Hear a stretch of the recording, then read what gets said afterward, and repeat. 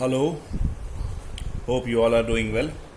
In today's video, we will be learning about marine resources, a very important part of oceanography and a part of syllabus of UPSC as well as PCS. First of all, we must have the understanding that what marine resources are. Generally, resources which are found and or are obtained from sea or ocean is termed as marine resources. So this is a very basic definition of marine resources.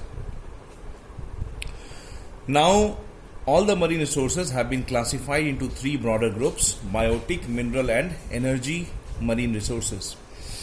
Let me repeat for you, all the marine resources are classified into three broad groups: biotic, mineral and energy resources.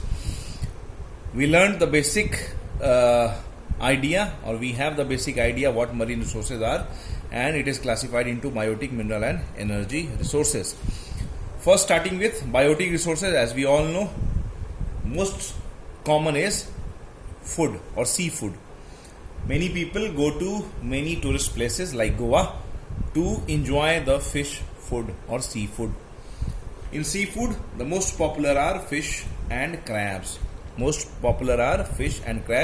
And also prawns.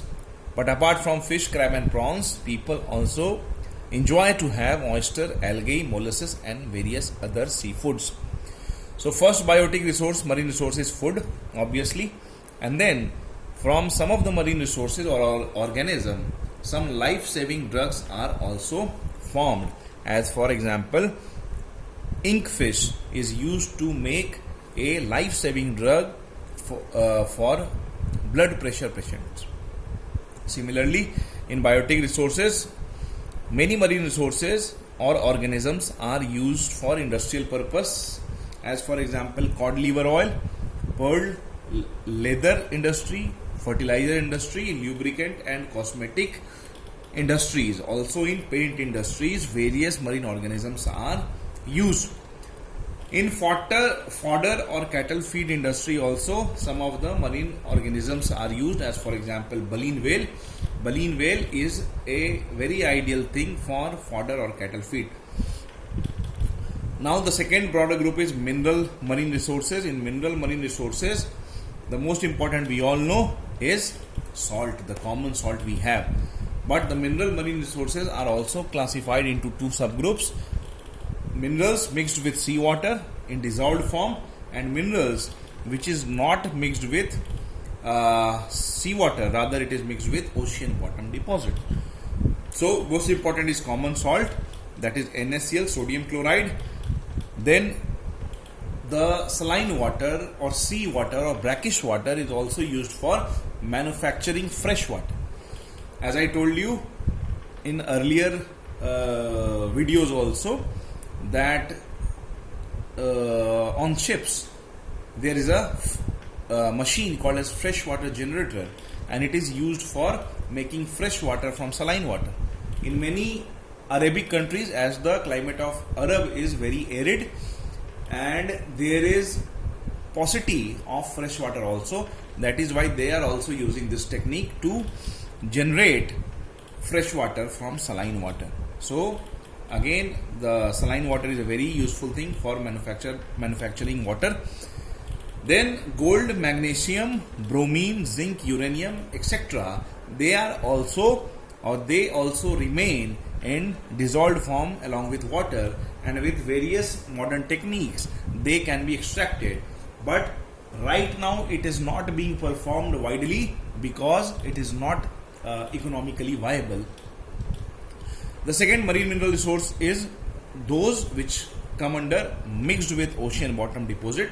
Now further we can classify this into two, that is surface and subsurface. As for example, in ocean bottom deposit also, on surface of ocean bottom deposit, there is presence of various minerals like monazite, gold, platinum, magnesium nodules, very important, and polymetallic sulfide, diamond, etc. As you all know, India is a leading producer of monazite, and monazite is present in beach sand. Okay, so in continental shelf area, it is generally found, and India is a leading producer of monazite. Then let us learn about subsurface mineral resources. In subsurface, the most important is oil and natural gas, and as you all know, almost 90% of all marine resources is nothing but oil and natural gas itself. Oil and natural gas is a backbone of various industries and various other things. Most of the oil and natural gas is being exported from, as you all know, from Persian Gulf region. There, oil and natural gas we have in abundance, but you should have this knowledge that how oil and natural gas gets formed. It is nothing but fossil of marine organism which decays in continental shelf region. So most of the oil and natural gas is found in continental shelf region only, because 90% of bioproductivity or marine organisms, they are found almost in continental shelf region only. That is why continental shelf region is considered as most bioproductive region in the ocean. In India also, the maximum amount of oil is being produced from Bombay High, and Bombay High is nothing but it is part of continental shelf only. In Persian Gulf also, most of the oil and natural gas are found in continental shelf region only, and that is why oil and natural gas becomes the most important marine resources among all. Okay, along with common salt and water. Now let us proceed towards energy marine resources. There are three types of energy marine resources: tidal, otic and geothermal energy. We have already learnt in detail about tidal energy, how tides, which is a natural process which happens twice in a day in most of the places, but there are some places where it happens once in a day. So tidal energy is useful in converting tidal energy into electrical energy, and some of the countries like France, USA and Japan, they are leading in producing tidal energy.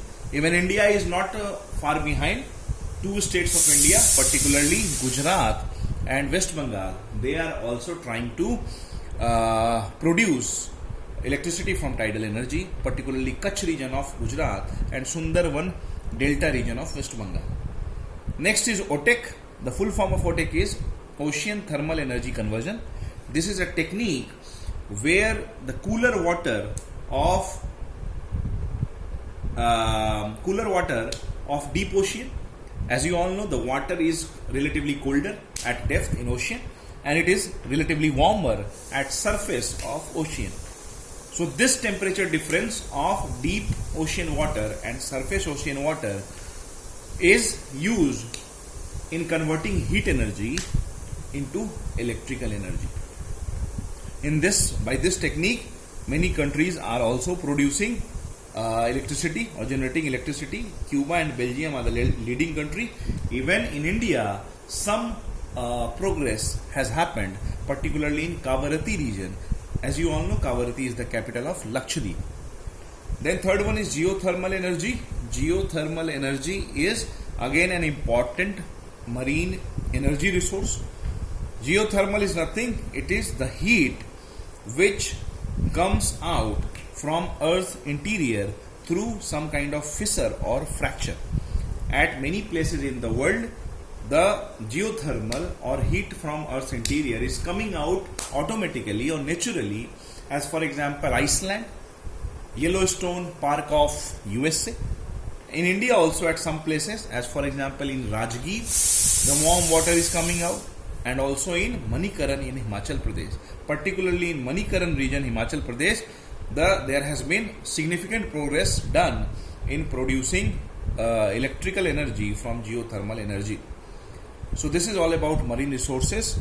A question you can expect always in mains or GS portion of various examinations, particularly UPSC and PCS.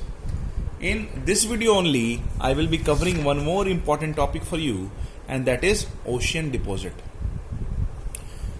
As the name suggests, the various kind of deposits which takes place or which take place in ocean bottom, that will be termed as ocean deposit. Now what kind of deposit or what kind of sediments it can be? So I have written some basic things for you, as for example, rock, pebbles, sediments, silt, sand, salts, etc. when get transferred post weathering and erosion and eventually mostly get deposited at ocean bed, it is termed as ocean deposit. So this is a very general definition. It is not a comprehensive definition, but this you can always write in examination. Apart from this, the various kind of other materials, not only from continents but from other sources also, as for example from Earth's interior, from some other celestial bodies when they fell in ocean. So various other materials, they are also getting finally deposited on the ocean bed, and they are also termed as ocean deposit. Okay, so this is a common or general but not exhaustive list. Here most of the ocean deposits or all of the ocean deposits are classified into 4 broad groups. You have to write in examination in this way only. The first and foremost is lithogenous ocean deposit. As the name suggests, litho means sthal or thal. It means from continent or from land. The other name for lithogenous is terregenous. So lithogenous or terregenous ocean deposit, they finally get deposited in ocean bed or ocean bottom. How they reach over there? Because of weathering, the various components of weather, as for example temperature, pressure, precipitation, humidity, etc. They break the rocks, they denude the rock, and finally these weathered material, they get eroded from their parent rock, and they are taken away to very far places, sometime on land only and sometime to ocean bottom. Getting my point? Apart from that, some materials from Earth's interior in terms of magma or lava, they also emerge in ocean bottom and finally get deposited over there. So these are lithogenous or terregenous ocean deposits. The other important is biogenous, as the name suggests, biotic material or deposit which are deposits which are coming from biotic materials. So most of biogenous ocean deposits, they are originating from marine organism. The most important such marine organisms are coral polyps. The very common name is coral reef. That is nothing but a biotic thing, where 2 type of marine organisms, they are living in symbiotic relationship. So various such materials, they are finally, after their death or decomposition or decay, they are finally settling in ocean bottom only. When the biotic material is larger in proportion, sometimes it is claimed as more than 30%. In that case, it is termed as ooze. So these biogenous materials are also an important part of ocean deposit. The third one is hydrogenous, as the name suggests. Hydro means water. So the various deposits which are coming from water, they are termed as hydrogenous material. The most important is common salt, which we use very often or almost daily in our food. The common salt. The other is limestone, calcium carbonate. Here I would like to tell you that calcium carbonate is both biogenous as well as hydrogenous ocean deposit, because it is also coming from coral reefs, because their skeleton, the coral polyps, which they form a skeleton of calcium carbonate only. Okay, then manganese nodules. So these are coming from water basically. They remain in dissolved form and finally they are deposited on ocean bottom and they are termed as ocean deposit. The fourth one is cosmogenous, as the name suggests, which is coming from away from or coming from some other celestial body. As you all know, there are 3 types of asteroids, or you can say celestial sediments or remnants which fall on Earth. The first one, when they remain outside our atmosphere, they are termed as meteors. meteoroids, when they come in our atmosphere, they are termed as meteors, and finally when they fell on Earth's surface or in ocean, that is termed as meteorite. So these meteorite, many a times they fall in larger oceans like Pacific, Atlantic and Indian Oceans, and in this way they also become a part of ocean deposit. Mostly these meteorites are classified into three types: rocky, iron and stony iron. What is rocky? The rocky meteorites mostly comprises silicate minerals. The iron meteorites mostly comprises ferrous material. When I say ferrous material, I mean iron, cobalt, nickel, etc. And the third category is stony iron. It means rock plus iron. Here you will be finding silicate material as well as ferrous material like iron, cobalt, nickel, etc., manganese, etc. So these are polymetallic sulfides, and such meteorites, they are finally deposited in ocean bottom, and they are termed as cosmogenous ocean deposits. So never forget to write these four classifications under ocean deposit. Again, you can expect a question from ocean deposit in oceanography part of from oceanography syllabus. So this is all in this video. I will be making some more videos which will be helpful for you. Till then, wait and keep on studying.